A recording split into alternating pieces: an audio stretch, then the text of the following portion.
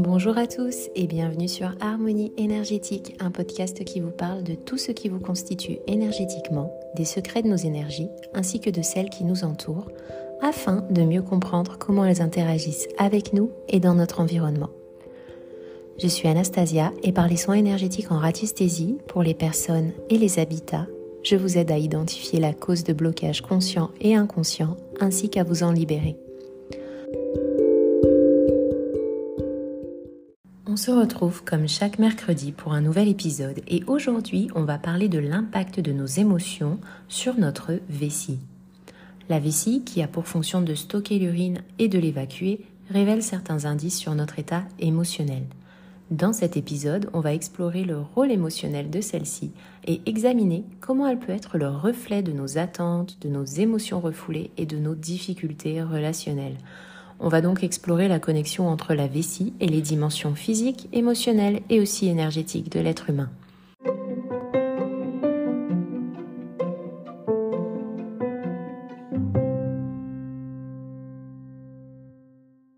Plus qu'un simple réservoir, elle symbolise nos attentes envers la vie. Elle nous invite à faire face à la vérité émotionnelle qui se cache derrière nos sentiments. Lorsque nous permettons à nos émotions de circuler librement, la vessie fonctionne harmonieusement. Les problèmes de vessie, par contre, peuvent révéler une résistance au changement, une difficulté à s'adapter à de nouvelles situations. Les infections urinaires signalent des frustrations, de la peine et de l'insécurité non exprimée, voire même la présence de sentiments de haine. Les troubles au niveau de la vessie peuvent indiquer que je vis de l'anxiété donc depuis longtemps et qu'il est temps pour moi de laisser aller librement mes émotions négatives. Alors qu'est-ce que je retiens depuis si longtemps que j'ai intérêt à libérer ? Ces sentiments m'empêchent d'entreprendre certaines choses ou d'être dans l'action. Peut-être que je suis plutôt dans une période de passivité et d'introspection. Est-ce que ce qui m'appartient ou ce que je considère comme mon territoire est remis en cause ? Ma place est-elle en jeu ? J'ai l'impression qu'on veut accaparer quelque chose ou quelqu'un qui m'appartient. On empiète sur moi. Je ne sais pas comment faire respecter mes limites. Ma vie devient désorganisée. Je ne peux plus me positionner parce que j'ai perdu mes repères. La question principale, c'est vraiment d'aller chercher et de comprendre ce qu'on retient depuis si longtemps et qui mériterait d'être libéré. Ces émotions, elles peuvent entraver notre capacité à entreprendre des actions et on risque de perdre nos repères dans la vie quotidienne ou chercher désespérément à faire respecter nos limites. La vessie, elle devient également le terrain des relations personnelles avec des infections pouvant surgir lors de moments tels que la lune de miel, les voyages, les relations conflictuelles ou encore de rupture. Libérer cette pression émotionnelle peut apporter un soulagement et ouvrir la voie à des relations un peu plus épanouissantes.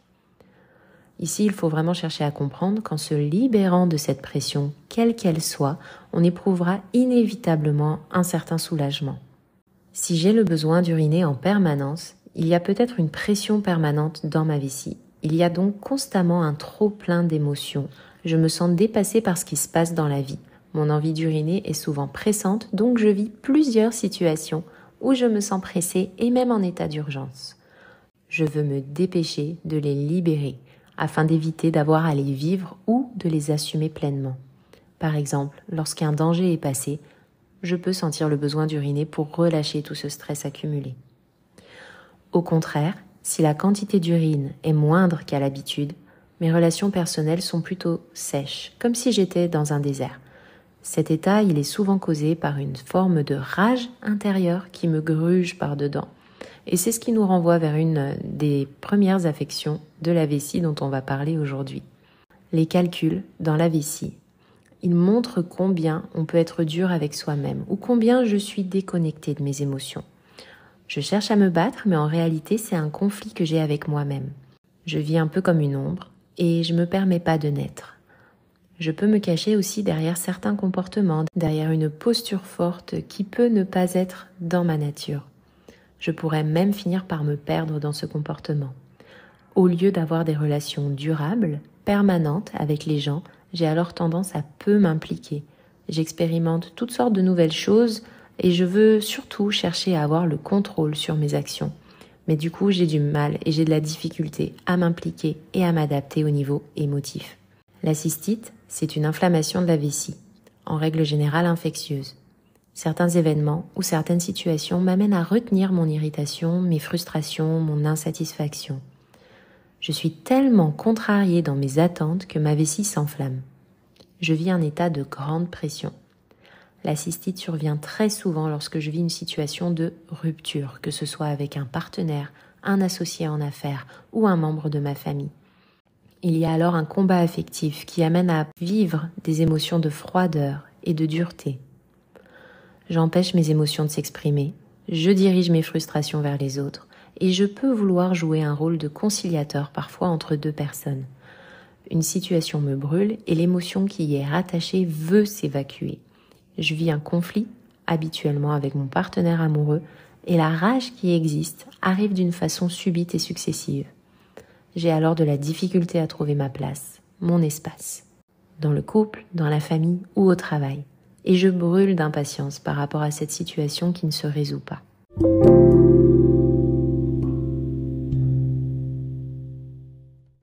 En médecine chinoise, la vessie est au repos entre 3h et 5h du matin. Elle se régénère entre 15 et 17h. Elle symbolise vraiment le lâcher-prise et elle est reliée à l'énergie yang. Elle est associée à la saison de l'hiver, là où la nature et l'organisme se mettent au repos. La vessie est aussi reliée au chakra sacré qui est situé juste en dessous du nombril. Il est de couleur orange et c'est notre deuxième chakra. Il symbolise la stabilité intérieure, la foi en la vie. C'est le gardien de nos cycles vitaux et aussi le siège de notre instinct. C'est le réservoir dans lequel le corps puise toute sa vitalité. Il n'est pas rare en séance qu'une personne vienne me consulter pour un trouble urinaire et que son chakra sacré soit en déséquilibre ou affaibli. J'ai récemment travaillé avec une dame pour des problèmes de cystite assez fréquents. Outre ce chakra, qui était à travailler et qui avait besoin d'être rééquilibré, ce sont de nombreuses charges émotionnelles qui ont été identifiées et libérées lors de ces séances. Conflits familiaux, difficultés à retrouver sa place au sein de la famille, de nombreuses formes de colère, en lien avec une situation d'injustice. C'est au moment du débrief après la séance et surtout après qu'elle ait pris connaissance du compte-rendu qu'elle m'a partagé se sentir complètement coincée et impuissante dans sa situation familiale, notamment lorsqu'il s'agissait de répartir les tâches avec ses frères et sœurs pour s'occuper de leur maman, ce qui générait beaucoup de conflits, surtout avec une de ses sœurs, et qui a pu aussi provoquer beaucoup de formes de colère qu'elle a longtemps refoulées et qu'elle n'était jamais parvenue à exprimer. C'est la prise de conscience de ces petits mécanismes d'autodéfense qu'elle avait mis en place inconsciemment face à ces situations qui, en plus d'un suivi médical, l'ont surtout aidé à aborder ces problématiques sous un angle différent et à l'alléger d'un gros poids. Bien sûr, il ne s'agit pas ici de vous fournir une solution définitive, mais surtout de vous donner des pistes de ce que vous pouvez explorer pour une compréhension plus complète ainsi qu'une meilleure connexion à soi.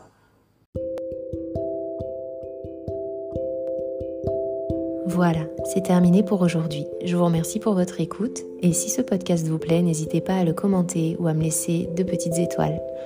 Pour plus d'informations sur les soins énergétiques des personnes ou sur les nettoyages des lieux, tous les liens sont en description dans les notes de l'épisode. Je vous dis à très vite et prenez soin de vous.